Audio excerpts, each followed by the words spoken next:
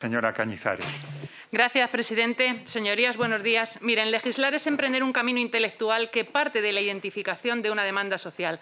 El Grupo Parlamentario Vox, en mayo de 2020, ya presentó una proposición de ley para eliminar este impuesto, la cual fue vetada por el Gobierno sin opción a debate en esta Cámara, decisión que hemos recurrido ante el Tribunal Constitucional. Así, una vez más, el Gobierno da la espalda a su pueblo y desoye sus demandas. Y es que en pleno siglo XXI el impuesto sobre sucesiones y donaciones enfrenta numerosos problemas de legitimidad social, siendo la figura impositiva más polémica de nuestro sistema tributario. En estos momentos de crisis en los que los gobiernos europeos reducen los impuestos, el Gobierno de España opta por lo contrario, aumentando la presión fiscal al ciudadano medio. El brusco incremento en las cifras de fallecimientos registrados en España como consecuencia de la COVID, más de 100.000, hacen necesario formular una transformación de calado en el sistema tributario que ponga fin a un impuesto cuya utilidad y legitimidad están en entredicho. Y esta iniciativa, por tanto, no es un capricho, sino la necesidad de dar respuesta a la demanda de millones de españoles, muchos de ellos representados por la Federación Nacional contra el Impuesto de Sucesiones, que es un movimiento social y apolítico que agrupa las principales asociaciones que luchan contra la injusticia de este cruel tributo y que ha recabado más de 1 millón de firmas contra este impuesto. Firmas de ciudadanos que no pertenecen a las élites, no son ricos ni poderosos, sino todo lo contrario, trabajadores y personas humildes, expoliadas y que en muchos casos viven auténticos dramas. Una plataforma que además cuenta con un amplio apoyo institucional de colegios profesionales, asociaciones e incluso del defensor del pueblo, socialista por cierto, señor Mújica, que ya en el año 2003 solicitó la eliminación de este impuesto por injusto, abusivo, carecer de progresividad y no cumplir con la función redistributiva que establece el artículo 31 de la Constitución española, destacando su escaso impacto sobre los recursos públicos. Un impuesto que vulnera derechos constitucionales recogidos en los artículos 14, 31 y 33. Es paradójico que exista una menor tributación para un premio de lotería que para el sobrino que hereda el piso de un tío suyo.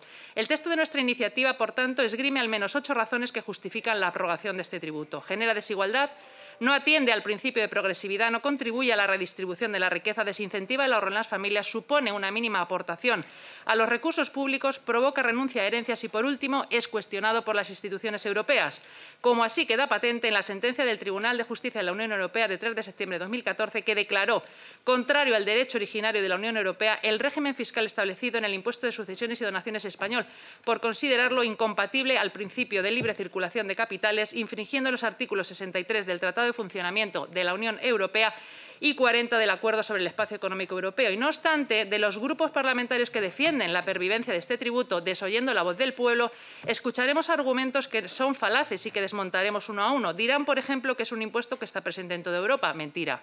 La realidad es que el impuesto está siendo progresivamente eliminado, no existiendo en más de la mitad de los países de la Unión. Y en aquellos que lo mantienen cumple una función más regularizadora que impositiva. ¿Que es un impuesto defendido por economistas? Mentira, ya que lo consideran un ataque directo al ahorro de las familias, generando desinversión, paro y miseria allí donde se aplica. ¿Que es un impuesto justo progresivo que redistribuye la riqueza? Falso, porque rompe el principio de igualdad entre los españoles, con versiones diferentes para cada autonomía, llegando incluso a ser confiscatorio. Por tanto, la aplicación de este tributo es la más injusta, ya que recae sobre la clase trabajadora, no tiene en cuenta la capacidad económica real del heredero para hacerle frente, y este o bien tiene que renunciar previamente a lo que por derecho le pertenece o, en caso de aceptar de buena fe la herencia y no poder pagar el impuesto, le perseguirán hasta dejarle arruinado. Y es que precisamente aquellos con sobrados recursos económicos se permiten eludir este impuesto, recursos que no están al alcance de las familias trabajadoras que sufren el expolio que este impuesto conlleva. También dirán que las renuncias a herencias son por deudas del difunto. Mentira, las administraciones ocultan las renuncias que se producen cuando las familias no pueden acceder a créditos que les permitan liquidar el impuesto, y el dato es demoledor del informe del Colegio Notarial, que cifra en las autonomías donde más se tributa un aumento del 420%.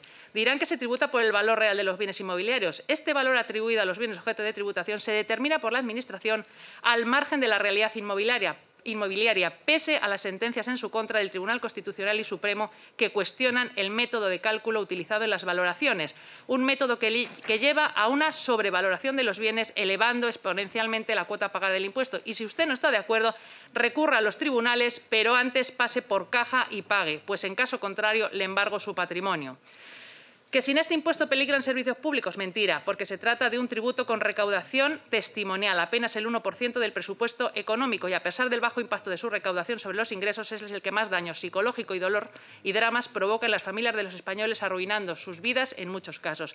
Y, por último, lo más indignante es que alegan que el legítimo movimiento social contra este tributo es una maniobra partidista. Miren, deslegitimar esta lucha social es querer acallar la expresión de la voluntad popular, a la cual nos debemos, y el Estado debe preocuparse más por generar riqueza y bienestar a sus ciudadanos que por recaudar.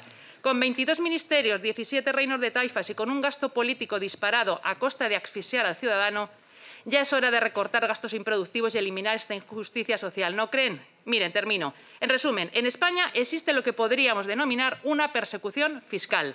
Los rendimientos de tu trabajo por IRPF. Si te compras un piso, transmisiones patrimoniales. Si lo vendes, IRPF y plusvalía. Si te gastas tu dinero, IVA.